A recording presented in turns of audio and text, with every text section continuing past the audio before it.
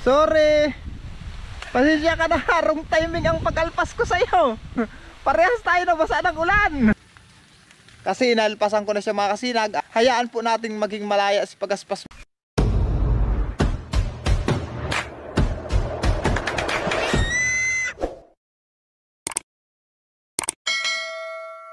Mga kasinag, sa lahat po na ating mga viewers, subscribers, maraming salamat po sa patuloy na pagtangkilik nyo sa aming YouTube channel. Nakikiusap po ako sa mga kaubayan ko dito sa bayan ng Siroma na kung makita nyo man po si Pagaspas, dito siya mga kasinag, sa inyong lugar o sa inyong bakuran, wag nyo pong sasaktan. Hayaan nyo lang po siya mga kasinag, at kung makapirwisyo sa inyong mga alaga, bugawin nyo lang siya mga kasinag. Ito si Pagaspas mga kasinag, maliit na ibon to. Isa po siyang serpent eagle, hindi po kagaya ni Bagwis. Si Bagwis kasi mga kasinag, isang North Philippine Hawk Eagle. Malaki po si Bagwis. Kumpara dito kay Pagaspas, maliit lang ito si Pagaspas. Hindi po siya gaanong kalakihan. Yan lang po ang pakiusap po sa mga kaubayan ko dito sa bayan ng Siroma. Kung sakali lang po na magawi sa inyo.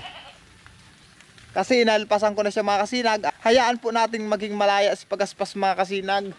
Itong ibon po na ito mga kasinag ay na-rescue natin. Kaya ngayon hinahayaan ko na siya dito na magparalipad-lipad sa labas.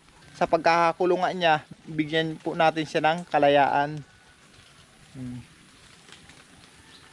Nakikita mo dyan? Nakikita mo? Nakikita ka ng daga? Ha? Nakakita ka ng daga?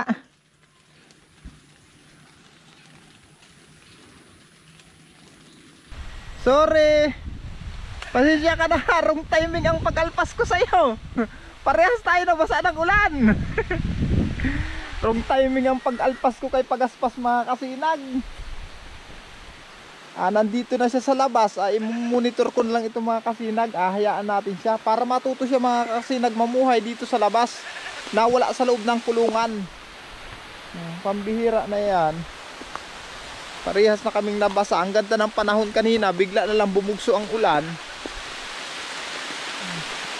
Ang dala kong pagkain kay Pagaspas, ayun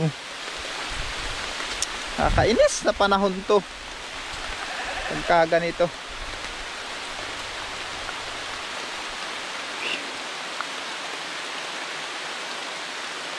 Hirap. Bye-bye, iwan mo na kita dyan ha. Mga kasinag, uwi muna ako. Iwan ko ba si Pagaspas doon. Hayaan mo natin doon. At balikan ko na lang yun mga kasinag. Uy! Alam, babasain ako. Ay, dito muna pala ako sa may kulungan ng baboy. Dito na tayo maasilong. Pambihirang ulan yun. Yung alaga ko mga kasinag na baboy andito. Ayan. Ito yung inahinin namin, Star. Tapos si Upay. Hindi kumain si Upay, ang daming pagkain. Upay. Tapos ito naman si Tuki. Bakit hindi kumain to? Upay! Upay!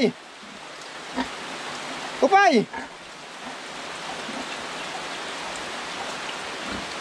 Upay! Upay! Ba't hindi ka kumain? Ang tayo pagkain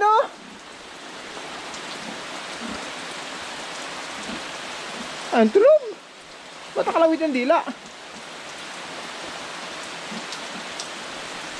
Ayan mga kasinag, update ko kayo sa aking alagang baboy. Tapos kay Pagaspas na wrong timing ang pag-release natin. Nang makalaya na siya. Yung panahon mga kasinag, ganyan din naman si Bagwis. Siya na ang humahanap ng sarili niyang silungan. Ganun dapat talaga mga kasinag. At hayaan po natin sila na matutong dumiskarte. Hayaan natin sila mga kasinag kagaya ni Bagwis. Ayan si Pagaspas at turuan natin nang matuto sila. At kung umalis man nga dito sa lugar namin at kung sang lugar na sila mamuhay, marunong silang mga kasinag dumiskarte para sa sarili nila. Ayan ang gusto ko lang naman. At si Pagaspas, turuan natin mga kasinag. Pasensya na kayo mga kasinag alam ko madaming maggalit, magtatampo na naman dyan. At inalpasan ko na nag-uulan. Pagsubok sa kanila ito, yung ganyang panahon. Kasi namuhay na nga sila sa loob ng kulungan. Dapat mamuhay na sila ditong sa labas ng malaya. hayaan natin mga kasinag na malaya si Pagaspas. Nakita ko naman kasi yung pangatawan niya mga kasinag, nahawakan ko kanina na okay na siya. May lakas na.